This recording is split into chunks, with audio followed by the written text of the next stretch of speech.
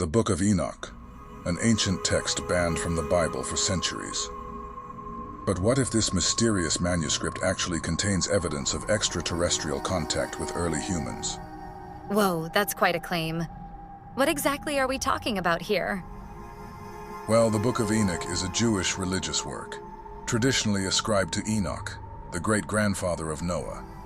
It's believed to have been written between 300 BC and 100 BC, making it incredibly old. I've heard the name Enoch before, but I can't quite place it. Who was he exactly? According to the Book of Genesis, Enoch was the seventh generation from Adam.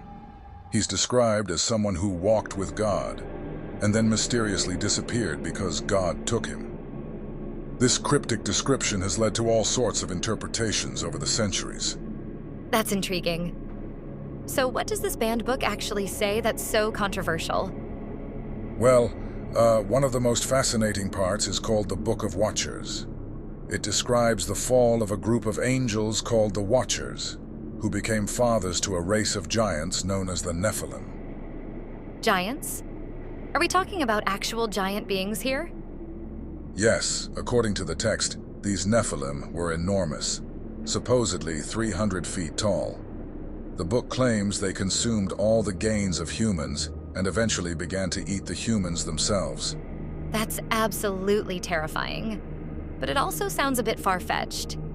I mean, 300-foot tall beings? That's taller than most skyscrapers. You're right. It does sound incredible. But remember, we're dealing with ancient texts that often blend mythology, symbolism, and what people at the time believed to be historical fact. The real question is, what might these stories represent? That's a good point. So what else does the Book of Enoch talk about besides these giant beings?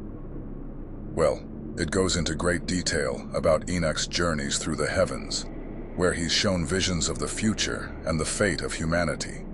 It also describes a solar calendar and contains prophecies about a figure referred to as the Son of Man. Oh, isn't Son of Man a term used in Christianity to refer to Jesus?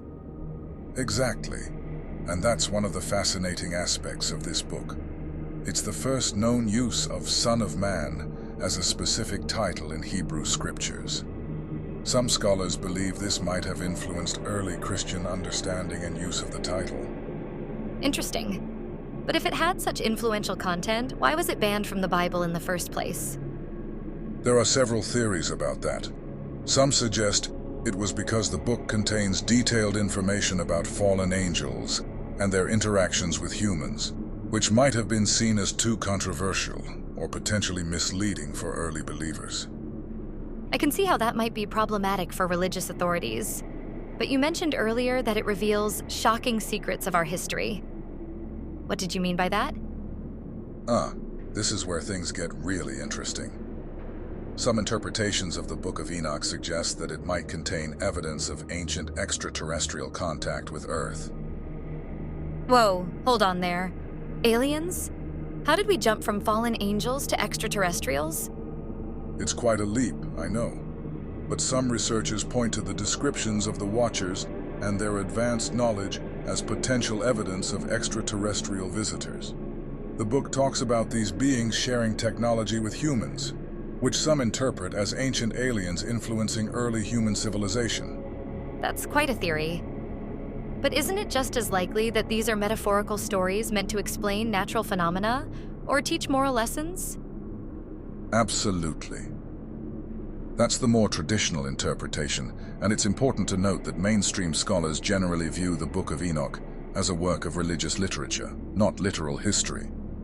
But the ancient astronaut theorists have certainly latched onto some of these passages. It's fascinating how ancient texts can be interpreted in so many different ways. But I have to ask, if this book was banned, how do we know about its contents now? Great question.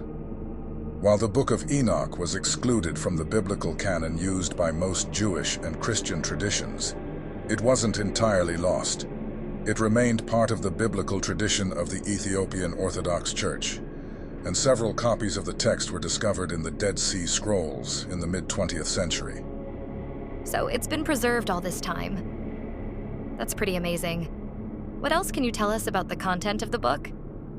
Well, one of the most intriguing parts is the astronomical book, which contains descriptions of the movement of heavenly bodies and knowledge of the cosmos supposedly revealed to Enoch on his journeys to heaven. It describes a solar calendar that was later also mentioned in the Book of Jubilees. That sounds pretty advanced for an ancient text. How detailed is this astronomical information? It's surprisingly detailed. The book describes a year composed of 364 days, divided into 4 equal seasons of 91 days each. Each season consisted of 3 equal months of 30 days, plus 1 extra day at the end of the 3rd month. This means the whole year consisted of exactly 52 weeks. Wow, that's remarkably precise. It almost sounds like a modern calendar system. Indeed, and that's part of what makes the Book of Enoch so fascinating to many researchers. It contains knowledge that seems advanced for its time, which has led to various theories about its origin and meaning. I can see why.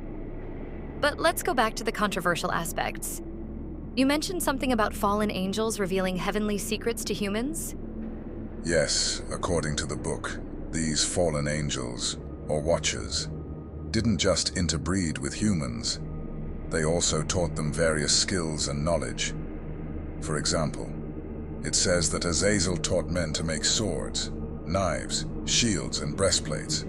He also taught them about metals and how to work them. So why is this seen as a problem? It sounds like they were just advancing human knowledge. The text suggests that this knowledge led to wickedness and corruption among humans. It says that much wickedness arose, and they committed fornication, and went astray, and became corrupt in all their ways. That's an interesting perspective. It almost sounds like a cautionary tale about the dangers of advanced knowledge or technology. Exactly. Some interpret this as a metaphor for the dangers of knowledge without wisdom or moral guidance. Others see it as a literal account of extraterrestrial beings interfering with human development. It's amazing how much depth there is to this ancient text. But I'm curious, how does the story end? What happens to these fallen angels and their giant offspring? According to the book, God sends a flood to cleanse the earth of the corruption brought by the Watchers and the Nephilim. This aligns with the biblical flood story, but provides a different context for why the flood was necessary. That's quite a dramatic ending. It's interesting how it ties into other well-known biblical stories. Indeed. The book also describes what happens to the fallen angels. It says that the archangels Michael, Uriel, Raphael, and Gabriel appeal to God to judge the inhabitants of the earth and the fallen angels. God then sends these archangels to carry out various tasks. This is starting to sound like an ancient action movie. It's hard to believe this was excluded from the Bible. It does have quite a cinematic quality to it, doesn't it?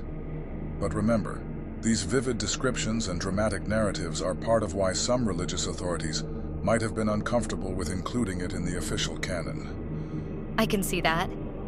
But it also seems like it would be a very engaging text for believers. Do you think that's part of why it's gaining renewed interest now? Absolutely. In our modern era, where people are increasingly interested in alternative spiritualities and hidden histories, the Book of Enoch offers a treasure trove of intriguing content. It bridges the gap between recognized religious texts and more esoteric writings. That makes sense. But how do modern religious authorities view the Book of Enoch? Is it still considered heretical? It varies. Most mainstream Christian and Jewish denominations still consider it non-canonical, meaning it's not included in their official scriptures. However, some find value in studying it as an important piece of religious history and literature. It's fascinating how a text can be simultaneously revered, feared, and dismissed.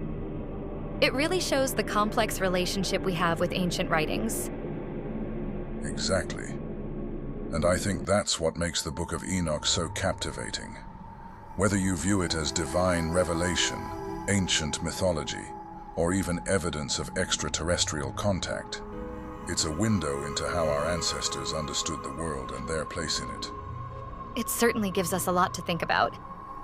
Do you think we'll ever fully understand the true meaning and origin of texts like the Book of Enoch?